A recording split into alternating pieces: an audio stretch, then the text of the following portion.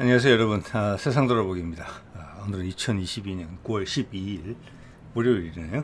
네, 오늘은 국방 논평으로 한 말씀 드리겠고, K2 전차 이야기를 좀 한번 해보려고 해요.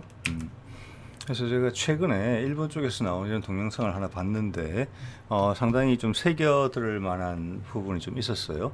그래서 이 부분에 대해서는 이제 우리 쪽에서는 모르겠어요. 좀 생각을 많이 안 해보는 부분이 아닌가 싶은데, 여러분하고 공유할 만한, 들을 만한 이야기였기에 오늘 이 부분을 좀 공유해 보려고 합니다.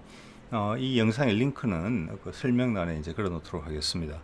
이 내용이 뭔고 하니, 우리 K2 전차가 최근에 이제 폴란드에서 성과를 냈는데, 그래서 첫 이제 수출이죠, 사실은 K2 입장에서는.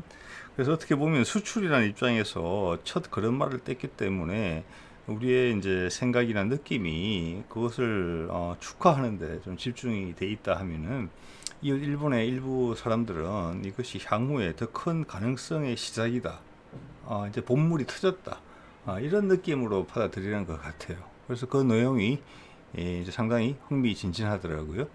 그래서 이걸 이제 우리말로 번역을 해보자면은 K2 전차가 향후 서방 진영의 표준 전차가 될 가능성이 있다. 표준 전차라는 것은 어떻게 보면은 가장 많이 팔리는 전차이기도 하잖아요. 서방의 주력국에 뭐 같은 이야기죠. 그래서 여태까지 그 역할을 뭐 전반적으로 지난 한 30년간에 걸쳐서는 군축 분위기가 있어서 뭐 유럽에 있는 육군 대국들은 사실 전차의 운용 대수가 계속 줄어져 왔었죠. 근데 최근에 이제 우크라이나전의 발발, 그리고 폴란드에 비록 나토에 가입된 국가지만 자주 국방을 위한 큰 노력, 이런 것으로 이제 변화가 사실 많이 생기고 있는 부분이죠. 그것은 또한 이제 어떻게 보면은 미국 위주로 되어 있던 어떤 단극 체제, 또 굳이 이야기를 하자면 러시아화 되어 있던 양극 체제, 또는 그 양극 체제에 어떻게 보면은 중국이 다시 뛰어들면서 뭐랄까 새로운 패권 경쟁 시대 플러스 러시아, 이런 식으로 돌변이 되면서 세계 정세가 많이 바뀌고 있죠. 그래서 어디 기댈 때가 좀 마땅치않아진 거죠. 옛날에는 믿고 따를 수 있는 사람이 있었는데, 지금은 그기보다는 조금 불확실성이 많아졌기 때문에 자주국방에 이제 기치가 높아졌죠. 우크라이나 전으로 그것이 이제 확인이 된 상황이기 때문에 전차들에 대한 수요가 늘어날 것이다, 육군의 기본 전력인. 자, 그렇게 봤을 때 현재까지 레오파르드 2 전차 같은 경우 독일에 3,600대 이상 생산이 됐다고 해요. 그래서 뭐 유럽뿐만이 아니라 중동 여러 나라들에도 팔려 나갔는데, 그래서 이 일본 채널이 K2 전차가 서방 전차의 표준이 될 가능성이 있다라고 언급했을 때는 레오파드 2 전차의 이 수량을 넘을 가능성이 있다, 이런 이야기이기도 해요. 네. 자, 한번 보겠습니다. 자세한 내용을. 자, 그림 속에 보이는 것이 이제 폴란드 수출형 K2 전차죠. 이런 건 다 아시겠지만 아마 내년인가까지 직수입으로, 그러니까 폴란드가 빨리 육군 전력을 올리려고 하고 있으니까 우리나라에서 조립해서 180대 분량을 먼저 보내고, 향후 이제 820대 분량 정도는 본인들이 기술 이전을 받아서 현지에서 생산하는 것이다. 예. 그리고 그것이 단지 폴란드 현지 생산이 아니라 저 분량이 채워지고 나면은 K2 전차가 유럽 제국이나 세계 시장에 진출하는 어떤 생산 기지로서 역할도 폴란드 하고 싶다. 왜냐, 인건비가 우리보다는 훨씬 저렴할 것이거든요. 자, 이런 거하고 맞물려 있는 것이지요. 예. 그러면 지금 폴란드하고 현대 로템은, 그리고 우리 한국 방위사업청은 향후 세계 전차 시장의 흐름에 대해서 본인 스스로의 어떤 판단 또는 확신, 이런 게 있다고 봐야 돼요. 자, 그 외에 지금 이제 언급이 되고 있는 K2 전차에 협상이 진행되고 있다, 이렇게 봐야 되겠죠. 인정하는 부분, 언론에 공개된 부분, 그리고 로템이 부인하는 경우까지 포함해서, 그렇지만 소문이 난, 그런 걸 이제 쭉 나열을 해보자면은 사우디가 있고, 그다음 모로코 같은 경우는 현대 로템이 부정하는 경우예요. 현지 생산이 가능하다는 이야기가 상당히 나오고 있고, 이집트, 노르웨이, 이집트는 K9을 사면서 본인들이 가지고 있던 오래된 이제 러시아제 전차, 그리고 역시나 오래된 미국의 에이브람 전차를 교체할 필요가 있는 것은 분명하거든요. 그리고 K9을 샀고 쓰기는 아마 협상이 진행되고 있다라고 보도도 나오는 정도고, 노르웨이는 최종 선정을 앞두고 있죠. 레오파르트 2 전차와 우리 K2가 비교 시험을 지금 받았고 이제 결정을 앞두고 있는 상황이죠. 자, 그래서 이런 것들이 여기 이제 플러스 알파 같은 기타 등등 나라 국가들이 있는 것 같아요. 그래서 이들 국가가 상당히 대량으로 구입할 가능성이 커요. 특히 이집트까지는. 자, 이렇게 되면은 이미 레오파드 2 전차는 차기 전차로 나오고 있죠. 그 상당히 오래된 플랫폼이거든요. 훌륭한 전차이긴 하지만. 자, 그래서 일본 이 채널의 언급이 좀 과한 건 아니다, 이런 생각을 하게 됩니다. 네. 자, 볼게요. 그럼 주요 경쟁 모델의 장단점에 대해서 볼게요. 그들이 왜 표준 전차가 될 수 없는지에 대한 주안점이겠죠. 이 점에 대해서는 사실 이제 우리가 미국 무기에 대한 어떤 좀 무비판적인 맹목적인 어떤 맹신이라는 게 있었는데, 그런 부분을 좀 깨트리는 부분하고 상관이 있어요. 미국 무기가 나쁘다, 뭐 이런 이야기가 아니죠. 있는 그대로 정확하게 보자는 거죠. 예, 미국은 최대 군사 강국이죠. 패권국이기도 하고. 예, 그렇지만 사안에 따라서 가려서 보자는 거예요. 예, 모든 미국 사람이 훌륭할 수는 없고 모든 미국 무기가 다 뛰어날 수는 없는 거예요. 그죠? 한번 볼게요.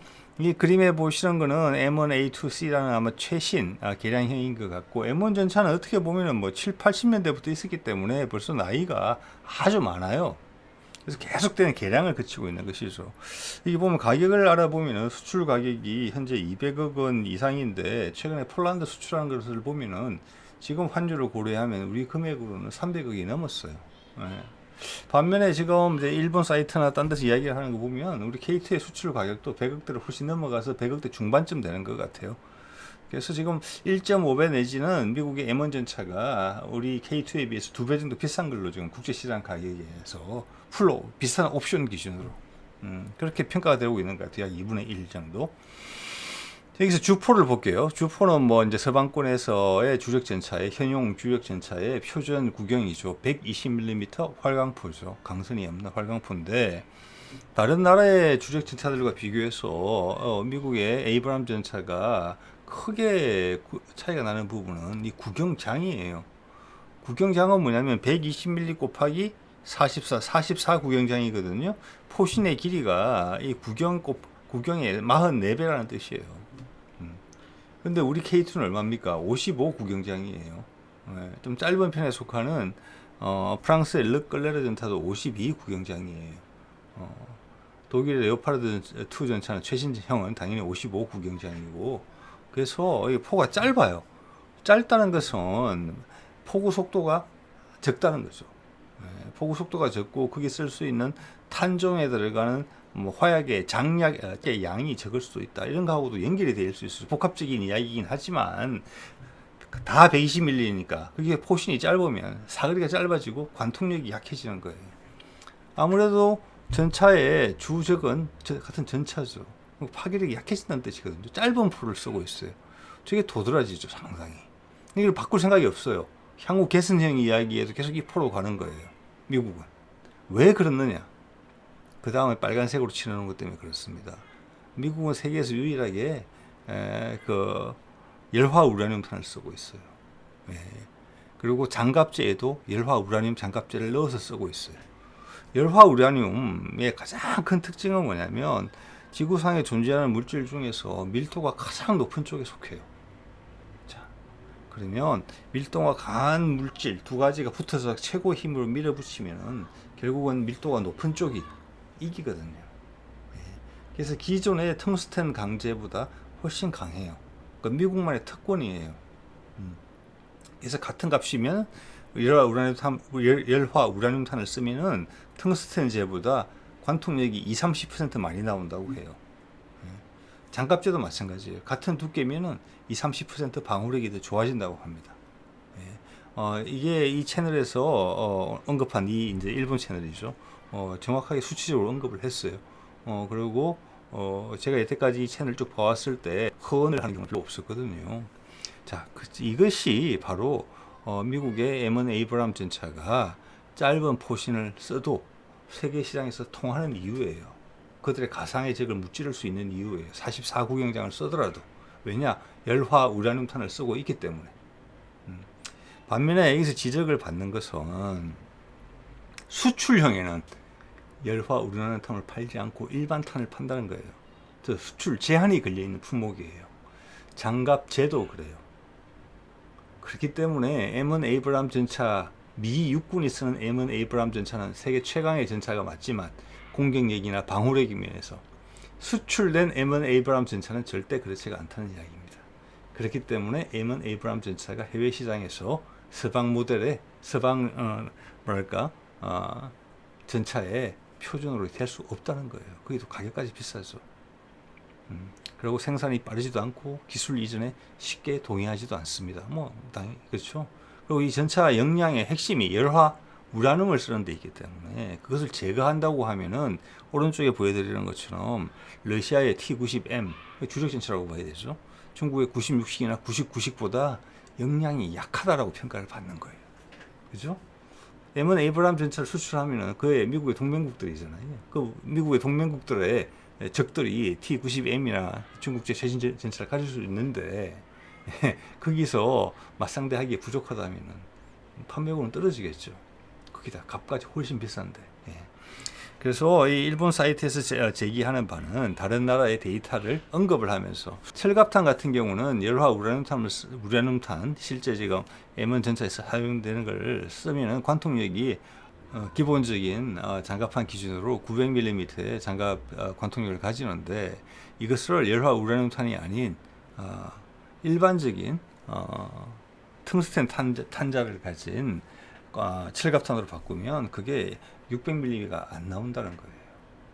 그래서 중국 전차나 최신 러시아 전차에 보다 못하다는 거예요.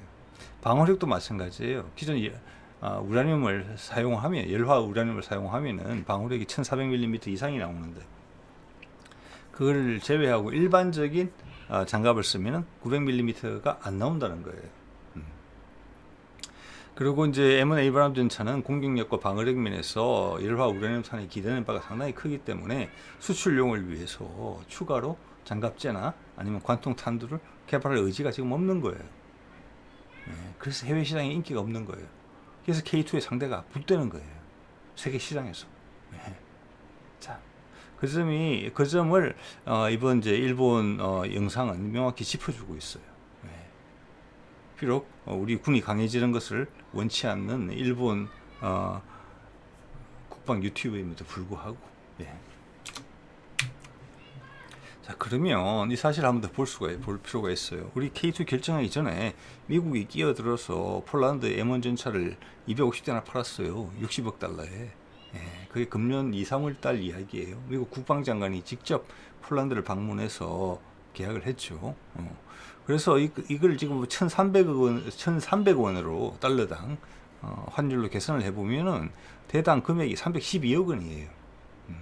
그래서 아까 말한 일본 사이트에서 일본 채널에서 말한 300억대를 하고 비슷해요. 그래서 이것이 K2 전차의 한 2배 정도다. 즉 그 말은 밖에 시장에서 뭐 옵션 따라 다르고 계량이 계속 이어지고 그러기 때문에 국가마다 그렇지만 전반적으로 가격대가 K2가 한 150억 원대 정도로 형성되어 있음을 알 수가 있어요. 추정컨대. 자, 그러면 좀 전에 M1 에이브람 전차의 공격력 방어력의 핵심이 열화 우라늄을 사용하는 데 있다고 말씀드렸죠. 수출형에는 반응이 안 되죠. 자, 그런데 이것을 250대나 사갔다. 그래서 일본 채널도 이야기를 하고 있는 것입니다. 저도 그렇게 추정을 했었죠, 강하게. 이건 정치적 판매다. 나토에 가입한 지 얼마 안 된 나라로서 미국의 입김을 거슬 수가 없기 때문에 불가피하게 산 거예요. 그렇지만 본 마음은 K2에 있었던 것이죠. 기존 자체로서 성능이 더 낮고 수출형 M1 에이브람 전차에 비해서 향후 기술 이전이나 또 폴란드가 필요한 시기에 필요한 만큼 공급해 줄 수 있는 세계 최대의 생산량을 가지고 있거든요. 제가 봤을 때 우리나라 군이 요구하는 것을 살짝 늦추고 여기를 먼저 맞춰줄 수 있다 이렇게 이야기를 한 것 같거든요. 자, 그리고 이집트도 예전 미국과 사이가 좋았을 때 미국의 M1 에이브람 전차 좀 옛날형이겠죠. 그걸 500대 정도를 구입해서 가지고 있어요. 예. 그거 당연히 열화 우라늄 공격이든 방어든 사용 안 된 거죠. 그리고 오래된 모델이에요. 그리고 그 이후에 미국과의 관계가 안 좋아졌죠. 그래서 운영 유지에 어려움을 겪고 있고 그 500대도 다 교체를 해야 돼요. 그래서 이집트는 엄청난 육군국이에요. 옆에 이스라엘과 국경을 맞대고 있기 때문에 폴란드와 같은 조건이면 엄청 좋아할 것 같아요.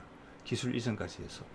그리고 세계 최대의 생산량을 가지고 있고 한국 군 자체가 많이 보유하고 있기 때문에 운영 유지라는 부분에서 훨씬 유리해요. 네. 이제 어느 정도 여러분 이해가 되실 겁니다. 미국의 M1 에이브람 전차의 간계성, 수출형과 내수형이 다르다는 데서 오는 것이죠. 그 핵심은 열화 우라늄의 사용 여부죠. 철갑탄에 있어서 그리고 방호 장갑에 있어서. 네. 자, 그 다음 또 이제 경쟁 모델이 독일 레오파르드 최신 전차죠. 지금 보여드리는 게 2A6 이게 최신 모델인 것 같은데 이거랑 이제 노르웨이에서 이제 경쟁을 하고 있는 것인데 이것도 수출 가격이 M1 에이브람 전차랑 비슷해 보여요. 네. 그리고 이거는 이제 120mm 활강포에 우리하고 포가 똑같아요. 55 구경장이에요. 규격은. 네. 그런데 이제 레오파르드 전차의 문제는 뭐냐면 어떻게 보면은 독일군이 이제 현용으로 운용하고 있는 레오파르드 전차가 200여 대밖에 안 됩니다. 그래서 저율 생산을 하고 있어요. 예. 게다가 이게 7, 80년대 개발된 전차이기 때문에 이미 뭐 한 50년 이상이 된 전차예요. 그 저 후속 모델로 넘어가려고 해요. 예. 그래서 여차 전쟁이 발생을 하면은 탱크를 많이 생산을 해야 되기 때문에 아주 고가로 조금씩 구입해주고 있는 거예요. 그래서 가격이 비싸요. 300억 원 이상으로. 거기다가 차세대 모델로 넘어갈 시점이 됐기 때문에 부속의 조달이 용이치 않다는 것이 있고 해외에서 몇몇 구매를 한 국가들도 이것을 제때 받은 적이 약속된 시간에 받은 적이 없다는 거예요. 자, 그런 점에서 이제 독일 레오파르드 전차가 약점을 보이고 있는 부분이라는 것이죠. 그리고 뭐 생산 기술 이전 뭐 이런 부분에 있어도 우리처럼 오픈되어 있지 않다는 거죠. 자, 그런 점에서 우리 K2보다는 약점을 가지고 있다.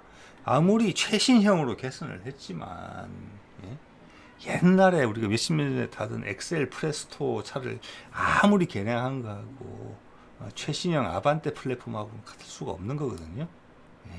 그거는 그만큼 그간에 국제적인 긴장이 없었기 때문에 독일이나 미국이나 최저치의 개량만을 해온 거예요. 저율 생산을 하면서. 새로운 플랫폼으로 최강의 전차를 만들겠다 이런 움직임이 여태까지 없었던 것이죠. 그러니까 40-50년 동안 차기 전차가 나오지 못했던 것이고 그런 면에서 봤을 때 우리 K2 전차는 2011년부터 배치되기 시작했거든요. 세계 최신의 플랫폼이에요. 네. 그런 점에서 차이가 있는 것이죠. 네. 자, 그 다음 프랑스 르클레르 전차죠. 이것도 뭐 M1 에이브람 레오파르드 2 전차와 같은 시기에 개발된 전차예요. 40-50년 된 전차예요. 그때는 최신형 전차였죠. 자동 장전 장치도 최초로 적용을 하고 어떤 방호력보다는 기동력에 우선을 둔 그런 개념의 전차였고 지금 우리 K2 전차의 자동 장전 장치도 르클레르의 영향을 많이 받았다고 그렇게 알려지고 있죠. 그런데 이 전차가 그렇게 세계적인 전차에 반열에 못 오르고 있죠. 프랑스의 영향력을 받은 요르단이나 UAE에서 사용을 했지만 거기서 큰 평가가 나오지 못했던 것 같아요. 그렇기 때문에 다른 시장으로서의 확장이 없었던 거예요. 네. 그래서 현재까지는 총 682대 정도 생산하는데 그쳤어요. 반대로 같은 시기에 나왔던 레오파르드 2는 아까 앞서 말씀드렸듯이 3,600대 이상이 생산돼서 그 자리를 차지했다는 것이 있어. 네. 그리고 일본 이 채널은 우리 K2가 그 3,600대를 넘었을 가능성도 있어 보인다. 이런 얘기를 하고 있는 거예요. 네. 자, 유럽의 현재 전차 현황을 보면은, 자, 볼까요? 독일은 266대, 영국은 227대, 프랑스는 222대, 이렇게 현재 운영을 하고 있는 것으로 되어 있죠. 자, 이것은 뭐냐면은, 지난 이제 소련이 붕괴되고 나서 그 이후 90년대 초니까 한 30여 년간 새로운 전차의 발전이 없었고 약간의 군축 기조로 갔었다는 거예요. 여기는 이제 미국의 기대는 맛도 좀 있었겠죠. 그렇기 때문에 탱크들이 사실은 교체 타이밍이 지나서 옛날 전차를 어떻게 보면 우려먹고 있는 거예요. 새로운 플랫폼으로 나와야 되는데 다 4, 50년 된 플랫폼이잖아요. 지금 오늘 비교되고 있는 모든 전차들이. 그래서 지금 뭐 독일하고 프랑스 같은 경우는 서로 뭐 합심해서 새로운 전차를 만든다는 이야기도 나오고 있잖아요. 독일 같은 경우는 새로운 전차 모델도 이번에 내놨죠. 그래서 이제 그렇게 이제 이전이 되는 이제 마침 4, 50년 만에 세계 분위기도 바뀌었고, 그래서 바뀌는 타이밍이 바뀌게 된 건데 늦게나마. 아까 말씀드린 것처럼 K2 전차는 2011년에 배치가 됐기 때문에 운영 유지라는 부분에서 앞으로 뭐 부품을 구하는 데 있어서 어려움 전혀 없는 전차예요. 그렇지만 여기 독일이나 영국이나 프랑스 전차를 사게 되면 끝물이에요. 지금도 운영 유지에 부담을 느끼는데 새로운 전차에 이 주요국들이 집중을 하게 되면은 과거의 전차들 이전 모델들에 대한 운영 유지 서비스 AS는 상당히 어려워질 거예요. 게다가 그 가격마저 K2에 비해서 뭐 2배 이상 비쌀 것이기 때문에 그래서 큰 움직임이 지금 K2로 오는 것이죠. 거기다 기술 이전, 현지 생산 이야기까지 해주는 거니까. 거기다가 새 플랫폼이고 앞으로 오랫동안 활용할 수 있는 것이고. 네. 자기들은 그 기술 이전 받아서 K2를 생산을 하면서 기술을 다져서 결국에는 자기들이 원하는 전차를 직접 만들고자 하는 욕심들을 다 가지고 있겠죠. 우리나라처럼. 네. 그렇게 이해를 하시면 될 것 같습니다. 자, 말씀드린 것처럼 이게 K2 전차의 이제 모습인데, 우리는 이제 2011년부터 배치가 되기 시작했기 때문에, 오늘 언급되는, 세계의 주력 전차 중에서는 가장 최신 플랫폼이에요. 예. 그래서 아까 르클레르 전차의 자동 장전장치, 이런 것도 우리가 차용을 했다고 말씀드렸지만, 또 여기에 우리가 옛날에 30몇 대 가지고 있는 그 불곰 사업에서 우리가 빌려준 돈, 차관 대신 받았던 T80 전차를 우리가 수십 대 가지고 있죠. 거기에서 인상적인 부분도 많이 반영이 된 것으로 알려져 있어요. 예. 거기다가 우리는 포항제철이라는 세계 최고 수준의 철강 기업을 가지고 있어요. 뭐 전자업계나 말할 것도 없고. 예. 그렇기 때문에 우리는 최강의 전차를 마음만 먹으면 만들 수 있는 기반 업계가 성숙되어 있어요. 기계공업, 뭐 자동차, 뭐 선박 이런 데서 우리가 뛰어나잖아요. 전자 반도체 산업도 그렇고. 예. 자, 그런 것들이 맞물렸기 때문에 이렇게 가능한 거예요. 우연히 나오는 게 아니에요. 자, 지금 그런 기반 시설이, 기반 기업들이 다 죽어버린 영국 같은 경우는 장갑차 차체도 제대로 못 만들잖아요. 그 AJAX. 예. 그래서 거기는 지금 프랑스나 독일에, 특히 독일의 도움이 없으면은 영국은 영국의 전차를 만들 수 없는 그런 형편이에요, 사실은. 자, 알고 계실 거고, 자, K2 전차는 육군 물량만 하더라도 최근에 이제 4차 물량 160, 180 뭐 이렇게 말이 왔다 갔다 하는데 그것만 하더라도 400대 이상이 생산될 것으로 보이고, 지금 폴란드 같은 경우는 국내에서 생산하는 180대니까 국내 물량으로 따지면 600대 정도는 되는 거예요. 근데 현지 생산 820대 정도 되는 거죠. 네. 그렇기 때문에 우리는 생산 라인을 유지하는데 어려움을 겪을 수도 있겠다라는 위기가 왔었는데 이번에 그게 한꺼번에 다 해소가 되는 거죠. 네. 그래서 규모의 경제를 이룰 수 있게 된 거예요. 네. 심지어 폴란드에서 생산까지 하게 됐어요. 그러면 향후 다른 시장용으로는 더 저렴한 가격에 생산을 할 수 있을 여건이 되는 거예요. 가격을 다운시킬 수 있어요. 여러분 그렇잖아요. 비슷한 성능의 상품인데 하나는 낡았고 하나는 신형인데 신형이 갖가지 더 싸다. 그럼 누구한테 손을 들어주겠습니까? 네. 새로 진입하는 친구한테 손을 들어주죠. 서비스도 좋은데 나한테 뭘 자기들 노하우도 알려주겠다고 그러는데 이게 바로 그 일본 유튜브 채널이 이제 레오파르드 2 자리를 K2가 대체하겠구나. 예, 서방의 표준 전차가 되겠구나. M1 에이브람 전차는 그냥 미국 국내용으로 고정이 될 거니까. 예. 이런 이유 때문에 러시아도 죄송합니다. 독일도 차세대 전차를 지금 급하게 내놓은 게 아닌가 이런 생각이 들어요. 예. 자, 그리고 말씀드린 것은 뭐 가격 경쟁력, 운영 유지 비용의 이점은 당연히 더 강화될 것이 분명하죠. 예. 그러면 우리 입장에서도 폴란드 생산을 적극적으로 지금 검토를 한다. 그리고 아까 요르단 이야기도 나왔지만 거기도 예를 들어서 현지 생산해 준다. 이집트도 기술 이전 받아서 현지 생산하는 것을 원할 거예요. 아마 K9도 자주포도 그런 식으로 가져갔을 거예요. 계약을 구체적으로 밝혀진 바는 없지만. 그럼 우리도 그렇게 좋다는 거예요. 우리 로템은. 우리는 왜냐? 예, 우리는 차기 전차를 준비하고 있거든요. 예, 그래서 기존 전차의 생산단위가 기술 이전을 해줘도 우리가 아쉬울 게 별로 없어요. 예, 그거예요. 예, 그래서 우리의 지금 육군 전력, 특히 전차 전력이나 장갑차 전력에 대한 전력에 대한 우리의 생각은 야심만만하다. 그렇게 정의 내릴 수 있을 것 같아요. 예. 자, 또 하나는 이제 문제가 되는 것이 이 법안이 있죠. 이게 이제 도널드 트럼프 대통령 때 통과된 법안인데 많은 문제점을 갖고 있는 법안이에요. 뭐냐면 이 법안의 내용이 이게 이제 줄여서 CAATSA라고 부르는데 미국이 지정한 적대국의 무기를 자신의 동맹국 아니면 다른 나라가 산다는 거예요. 예를 들어서 인도네시아가 수호위 비행기를 러시아부터 살려고 그랬는데 그거는 그 나라의 어떤 독자성이 문제잖아요. 상식적으로 봤을 때 거기에 대해서 미국이 시비를 걸 수 있는 법이에요. 이게 그런 법안이에요. 이게 무슨 시비냐? 거기다가 인도네시아에다가 무역 제재를 가할 수 있는 법안이에요. 지금 이게 특히 중간 지역에 위치한 중소 국가들이 이런 걸 되게 두려워하죠. 미국의 제재를 받을 수 있으니까. 그래서 취소된 러시아 무기가 제법 많아요. 자, 여기는 뭐가 들어가느냐? 미국이 판매하는 주요 부품도 해당이 돼요. 여기에.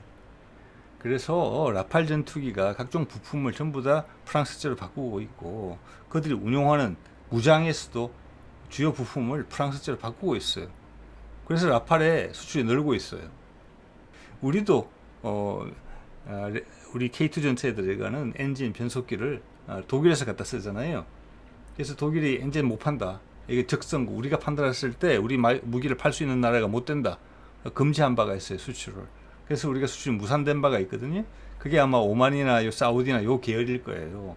그래서 우리가 이제 국산화로 들어간 거잖아요. 그래서 지금 엔진은 1,500마력짜리 디젤 엔진이 두산에 의해서 국산화가 됐고 이제 현대중공업에 인수가 됐죠.